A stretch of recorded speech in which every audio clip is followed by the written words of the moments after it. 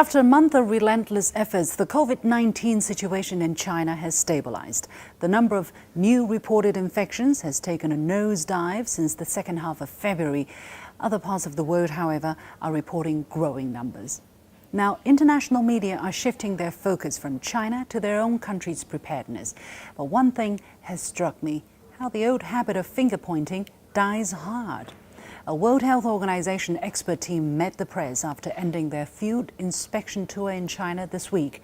The team's head, Dr. Bruce Aylward, admitted he was once suspicious of China's approach. But after the tour, he reckoned that the decline we see in China is real, thanks to the aggressiveness and agility of its response.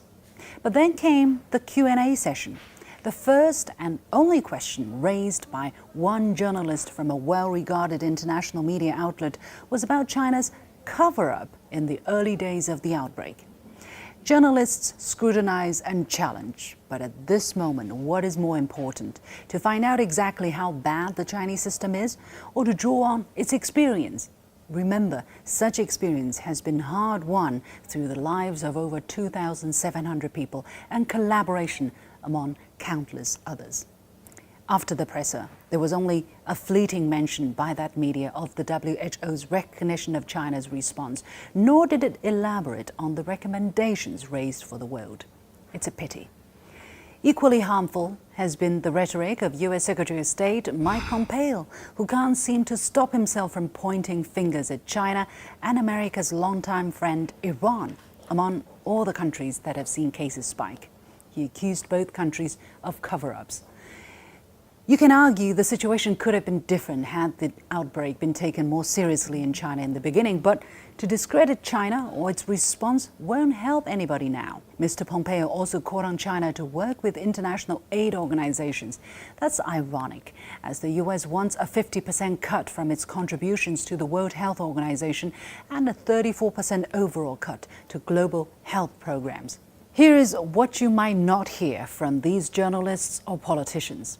For a month, China demonstrated an iron will and ability to save lives.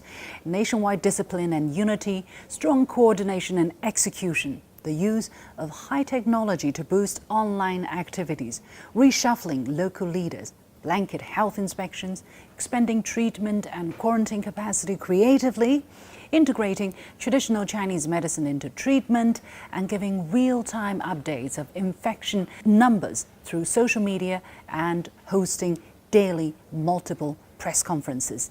The list goes on. These measures may have prevented up to hundreds of thousands from being affected, according to the WHO. And China's sacrifice and efforts rendered a service to humanity, said UN Secretary General Antonio Guterres. The Chinese system has flaws, but it has also proven advantages. How about putting aside differences just for once? Bicker later. What's more important than saving lives now?